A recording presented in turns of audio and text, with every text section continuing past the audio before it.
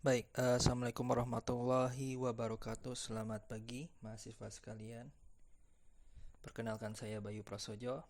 Saya yang akan mengampu mata kuliah bimbingan dan konseling di sekolah dasar.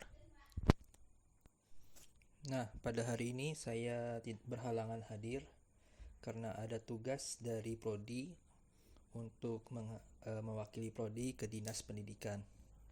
Nah, untuk itu saya mengirimkan video ini agar tujuan perkuliahan kita tercapai. Adapun yang akan kita bahas hari ini adalah kontrak perkuliahan dan hakikat bimbingan konseling. Baik, tanpa berpanjang lebar lagi, kita akan membahas terkait dengan kontrak perkuliahan. Dimulai dari identitas mata kuliah ini. Nama mata kuliah ini adalah bimbingan konseling di sekolah dasar dengan bobot SKS 2 dan diampu oleh saya sendiri, Bayu Prasojo. Adapun untuk deskripsi singkatnya, mata kuliah ini membahas terkait dengan teori pelaksanaan bimbingan konseling di sekolah dasar, yang dimana berkaitan dengan hakikat bimbingan konseling, kemudian pemahaman karakteristik di siswa konseling di sekolah dasar, perencanaan program bimbingan konseling di sekolah dasar, dan pelaksanaan program bimbingan konseling. Selanjutnya, metode yang akan kita gunakan nanti adalah ceramah, diskusi, tanya jawab, kooperatif, dan pembelajaran berbasis proyek. Nah, nantinya kalian akan dituntut oleh beberapa tugas. Yang pertama adalah tugas mandiri, kemudian tugas kelompok, dan laporan observasi. Beberapa rujukan yang kita akan gunakan seperti yang sudah saya tulis di sini. Adapun untuk tata tertibnya, ketika berdiskusi hendaklah menghargai teman kalian ketika berbicara. Selanjutnya, untuk keterlambatan maksimal 15 menit. Apabila lebih dari 15 menit tetap diperkenankan masuk, namun tidak dianggap hadir. Setiap mahasiswa wajib memiliki buku pegangan. Boleh menggunakan gawai, ponsel, dan laptop, namun tetap bijak. Diperkenalkan untuk minum air putih ketika di dalam kelas dan berbusana sesuai dengan etika akademik yang telah diatur oleh Prodi. Selanjutnya, untuk rencana jadwal perkuliahan, pada pertemuan pertama dan kedua ini akan diisi topik bahasan terkait dengan kontrak perkuliahan dan hakikatnya. Kemudian hakikat dan tujuan prinsip-prinsip bimbingan konseling. Minggu depan silahkan kelompok ya, buatlah kelompok untuk membahas persamaan dan perbedaan antara bimbingan konseling, karakteristik peserta didik di sekolah dasar, tugas perkembangan, dan standar kompetensi kemandirian peserta didik. Selanjutnya, kelompok 2 membahas terkait dengan teknik-teknik pemahaman peserta didik, pemanfaatkan data hasil asesmen untuk memahami peserta didik. Pada pertemuan keempat, kita akan mengadakan UTS. Selanjutnya, pada pertemuan kelima, kalian kelompok 4 membahas terkait dengan konselor, sasaran relasi, dan pertimbangan etis. Kemudian ada kriteria konselor. Di pertemuan ke-6, kalian membahas bagaimana menyusun program BK di sekolah dasar. Dan di pertemuan 6 ini juga kalian melakukan observasi dan wawancara di lapangan. Baik, untuk pertemuan 7 adalah kalian melaporkan praktik BK di sekolah dasar dan menyusun rencana program BK dari hasil yang sudah kalian kumpulkan di lapangan. Dan terakhir adalah ujian semester. Jadi setelah mendengarkan video singkat ini, buatlah kelompok yang terdiri buatlah 5 kelompok ya. Buatlah 5 kelompok untuk dan bagilah sesuai dengan materi yang sudah saya bagi di kontrak perkuliahan ini. Baik, bismillahirrahmanirrahim. Kita membahas tentang materi hari ini, yaitu hakikat bimbingan dan konseling di sekolah dasar. Nah, perlu diketahui bahwa setiap manusia itu memiliki tumbuh kembangnya masing-masing, dan setiap tahap tumbuhan itu ada tugas-tugas perkembangan yang harus dilaksanakan. Nah, tugas perkembangan ini akan menimbulkan rasa percaya diri. Jika anak itu berhasil menjalankan tugas perkembangan dengan baik, maka baik pula rasa percaya dirinya. Kemudian dia tidak ditolak oleh sosialnya, teman-temannya. Namun jika gagal, anak itu akan menjadi seorang pribadi yang rendah diri. Kemudian dia akan ditolak oleh sosialnya, dari teman-temannya, dan pada akhirnya menimbulkan ketidakbahagiaan. Nah, ketidakbahagiaan ini pada akhirnya menghambat anak itu untuk menjalankan tugas perkembangan berikutnya. Misalnya sebagai contoh, ya setiap kalian itu juga memiliki tugas perkembangan. Misalnya mencari pasangan, itu juga tugas perkembangan sebagai orang dewasa awal gitu ya. Dan apabila kalian gagal, pastinya kalian akan dikucilkan, kemudian merasa minder apabila bertemu dengan orang ya, ataupun saat-saat lebaran gitu ya. Nah, tugas perkembangan ini pada akhirnya menimbulkan konsep diri, kepercayaan diri, harga diri, dan pertumbuhan emosi setiap anak. Konsep diri itu adalah bagaimana seseorang itu memandang dirinya sendiri. Apabila anak itu memandang dirinya sebagai negatif, sebagai orang gagal, maka ya persepsi yang dibentuk itu adalah sebagai orang yang gagal. Jadi dia tidak ingin ada tumbuh kembang lagi dalam perkembangannya. Nah, pada akhirnya ya anak yang memiliki konsep diri yang negatif itu juga berhambat pada potensi dan prestasinya. Saya ambil contoh ya si anak ini akan berpikir, untuk apa sih saya belajar? Karena ya, orang-orang tuh udah menganggap saya ini sebagai anak yang gagal, anak yang bodoh misalnya ya, seperti itu. Nah, ini adalah tugas perkembangan siswa sekolah dasar. Ada mengembangkan kecakapan fisik, kemudian belajar sikap sehat pada dirinya sendiri. Itulah sebabnya di kelas 1 dan 2 diajarkan bagaimana membersihkan diri, bagaimana merawat diri. Kemudian untuk belajar untuk bergaul dengan teman sebayanya, anak-anak diajarkan bermain. Kemudian anak-anak sudah paham perannya sebagai laki-laki dan perempuan. Anak juga sudah diberikan tugas untuk membaca, menulis, dan berhitung. Kemudian anak-anak juga sudah diajarkan untuk mengembangkan nurani, moralitas, mana yang benar, mana yang salah, perilaku yang sesuai aturan. Kan itu ada di kurikulum 13 juga ada dibahas. Nah, sebenarnya anak diajarkan untuk mandi dan memiliki sikap positif dengan lingkungannya. Gitu. Nah, baik. Ini bayangkan ya jika Anda punya siswa seperti ini. Ada seorang siswa yang Anda ampuh. Itu sering tidak mengerjakan tugas. Sering berantem, sering tidak mendengarkan penjelasan guru, agresif dan gak pintar. Apa yang akan lakukan? Ya, pastinya ya Anda sebagai guru mungkin akan jengkel ya. Ini anak udah gak pintar, gak pernah dengarkan guru, gak pernah ngerjakan tugas. Pasti ya wajar kalian jengkel. Dan pada akhirnya memarahi anak itu. Sebenarnya ya, apa yang dirasakan anak itu adalah, saya ini bu, ya ingin punya teman. Saya ingin ini diperhatikan oleh gurunya. Saya ingin diterima oleh teman-temannya. Saya ingin diajak bermain. Saya ini sebenarnya diganggu loh sama teman-teman. Saya ini butuh lindungan ibu. Sebenarnya seperti itu.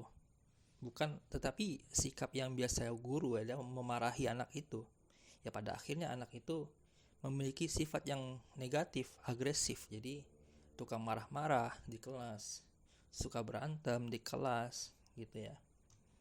Selanjutnya, Nah, sebenarnya untuk pengertian dari bimbingan konseling itu adalah upaya guru untuk membantu siswanya untuk mencapai 3 hal. Yang pertama adalah kematangan, kemudian ada kemandirian, dan tugas-tugas perkembangannya. Nah, kematangan itu ditandai dengan sudah matangnya ya, sudah dewasanya psikologisnya, sudah dewasanya emosinya, sudah dewasanya kognitifnya. Kemudian kemandirian mereka, dia tidak bergantung dengan orang lain. Dan selanjutnya adalah mereka juga mampu menjalankan tugas-tugas perkembangannya. Nah, pemenuhan tugas perkembangan ini sebenarnya merupakan karakteristik, yaitu ciri utama dalam bimbingan konseling. Nah, bimbingan konseling ini menekankan pada pentingnya peranan guru dalam fungsi bimbingan. Artinya di sini peran guru memiliki hubungan yang vital untuk kesuksesan bimbingan konseling, program bimbingan konseling. Selanjutnya kita membahas terkait dengan tujuan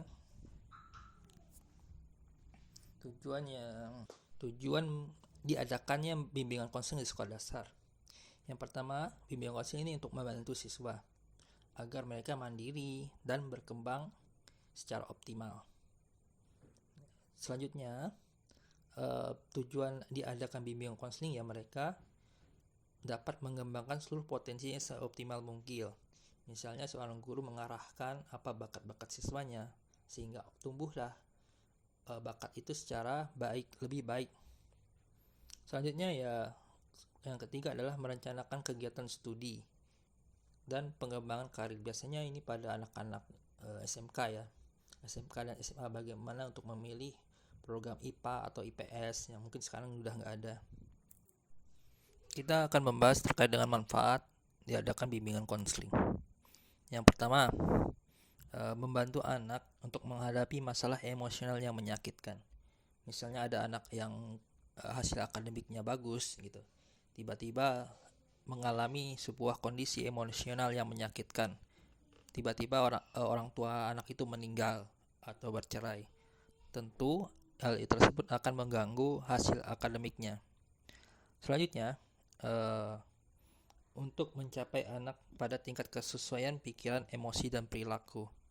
Jadi, peran guru BK di sini adalah menyesuaikan atau mendewasakan pikiran, emosi, dan perilaku yang belum sebelumnya masih dalam tahap perkembangan.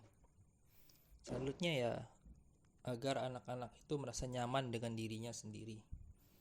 Anak-anak itu harus timbul ya rasa nyaman dengan dirinya sendiri supaya dia memiliki konsep diri yang positif, sehingga akhirnya menganggap dirinya itu berharga, menganggap dirinya itu pantas untuk berkembang, dan menganggap sehingga potensi dan bakatnya bisa terasah dengan optimal. Selanjutnya ada memungkinkan anak menerima keterbatasan dan kelebihannya. Seorang guru BK harus menekankan apa kelebihannya dan apa kelemahan anak tersebut, dan kita dorong ya dia dengan rasa percaya dirinya untuk lebih menerima kondisi dia sekarang ini. Selanjutnya, memungkinkan anak menggubah perilaku yang berdampak negatif. Misalnya pada anak-anak agresif, seorang guru BK tuh perlu mengetahui ya apa penyebab anak ini berperilaku agresif. Biasanya anak-anak itu berperilaku agresif karena dia tidak populer, ditolak oleh teman-temannya, nggak mau ditemankan oleh teman-temannya gitu, tidak memiliki teman. Biasanya itu menjadi anak agresif atau dibully gitu ya. Nah, peran guru BK itu untuk membuat perilaku agresif ini menjadi perilaku yang tidak agresif, yang tidak mengganggu, tidak merusak suasana belajar. Selanjutnya ada fungsi yang selanjutnya adalah untuk membuat anak itu menjadi nyaman dan adaptif. Misalnya ketika kalian menghadapi anak-anak yang kelas 1 yang baru masuk sekolah, itu ada kan mereka yang menangis. Kenapa mereka menangis itu ternyata sebenarnya mereka tuh tidak aman dengan kondisi yang baru, ataupun ketika kalian pindah sekolah, kalian akan bertemu dengan lingkungan baru, teman-teman baru, sehingga butuh adaptasi pada lingkungan-lingkungan tersebut. Selanjutnya ya, memaksimalkan kesempatan anak untuk mengejar tonggak perkembangan. Tentu saja anak-anak masih dalam tahap perkembangan. Disinilah peran mereka untuk memberikan konsep diri yang positif. Next, kita membahas tentang prinsip-prinsip yang layanan BK. Nah, prinsip-prinsip layanan BK ini, yang pertama, pelayanan BK itu diberikan untuk semua golongan. Tidak boleh membeda-bedakan golongan, ras, agama, suku, kondisi ekonomi, kondisi sosial apapun. Semuanya sama untuk diberikan layanan. Selanjutnya proses individuasi. Prinsip bahwa layanan BK ini sesuai dengan kebutuhan unik tiap-tiap manusia. Siswa A dan siswa B berbeda kebutuhannya. Siswa C dan D berbeda. Jadi tidak ada yang sama kebutuhannya. Selanjutnya adalah menekankan nilai positif. Artinya ya, layanan BK yang diberikan ini menekankan nilai-nilai positif atau kelebihan siswa tersebut. Misalnya ada anak yang berbakat dengan tinju, ya diarahkan pada tinju. Misalnya ya, ini adalah foto Mike Tyson. Dulu beliau ini adalah seorang yang sering keluar masuk penjara anak. Jadi guru beliau menekankan pada nilai positifnya, nilai bakatnya. Oh, kamu ini adalah orang yang berbakat pada tinju, maka diarahkanlah pada bidang tinju. Nah, pada akhirnya ya, di umur 20 tahun beliau ini berprestasi sebagai juara dunia atlet tinju kelas berat. Nah, selanjutnya kita prinsip selanjutnya adalah tanggung jawab bersama. Jadi pelaksanaan layanan BK ini bukan tanggung jawab guru kelas saja, tapi perlu melibatkan pihak-pihak, misalnya orang tua, kepala sekolah, atau psikolog gitu ya. Selanjutnya kita sebagai guru BK mendorong siswa untuk mengambil dan merealisasikan keputusannya secara bertanggung jawab. Artinya kita sebagai guru BK hanya untuk memberi saran dan mendorong mereka supaya mengikuti saran kita. Dan di sini ya, mereka akan bertanggung jawab dengan keputusan yang mereka setelah ambil. Selanjutnya, prinsipnya adalah berlangsung di berbagai latar kehidupan. Artinya layanan BK ini tidak hanya dilakukan di latar kehidupan sekolah saja, tetapi kita perlu melibatkan latar keluarga, bahkan mungkin latar masyarakat gitu ya. Sebenarnya ya, prinsipnya ada integral dalam proses pendidikan. Artinya layanan BK ini nggak bisa dipisahkan dalam pendidikan. Pasti ada siswa aja yang bermasalah ketika kita mengajar pembelajaran, entah itu keadaan psikologisnya, entah itu kehidupannya, itu adalah tugas dari guru BK. Dan selanjutnya yang dilaksanakan sebagai bingkai budaya Indonesia, artinya program BK ini harus menghormati budaya-budaya yang dianggap berharga bagi bangsa Indonesia itu sendiri. Selanjutnya fleksibel, adaptif, serta berkelanjutan. Maksudnya program layanan BK ini harus fleksibel sesuai dengan kebutuhan siswa. Misalnya ya, ada seorang anak yang tiba-tiba tuh nilai akademiknya turun. Guru BK kemudian melakukan hipotesis atau memberikan hipotesis bahwa, atau jawaban sementara ya, bahwa si anak ini kurang tidur gitu. Tetapi setelah ditelusuri lebih lanjut, ternyata anak ini adalah seorang yang korban KDRT misalnya. Tentu fokus dari kebutuhan siswa itu berubah, tidak lagi pada penanganan yang sifatnya bagaimana mengatur waktu pola tidur, tetapi lebih ke peran orang tua. Jadi lebih fleksibel. Selanjutnya, standar dan prosedur profesional BK ini diatur sesuai dengan kebutuhan siswa. Jadi nanti kita di pertemuan selanjutnya minggu ke berapa ya, keempat gitu ya, kita menyusun program bimbingan BK, dan ini hasilnya disusun berdasarkan kebutuhan siswa yang unik gitu. Nah, kedudukan bimbingan konseling itu sebenarnya integral dengan keseluruhan kegiatan pendidikan. Artinya keintegral ini nggak bisa dipisahkan ya. Dan fokus utama dari kedudukan bimbingan BK biasanya itu menampung untuk menyelesaikan masalah-masalah yang tidak dapat tertampung oleh guru-guru biasa. Dan penekanan utama adalah untuk memfasilitasi perkembangan potensi siswa yang meliputi aspek sosial, belajar, karir, dan pengembangan pribadi itu sebagai seorang yang utuh ya, secara biologis, secara psikis atau kejiwaannya, secara sosial, dan secara spiritual. Baik, sekian dari penjelasan saya ini. Silahkan melakukan absensi dengan men-scan barcode berikut ini. Baik, silahkan mengerjakan tugas untuk membuat peta konsep dan dikumpulkan oleh kepala sekolah, oleh ketua tingkat. Terima kasih.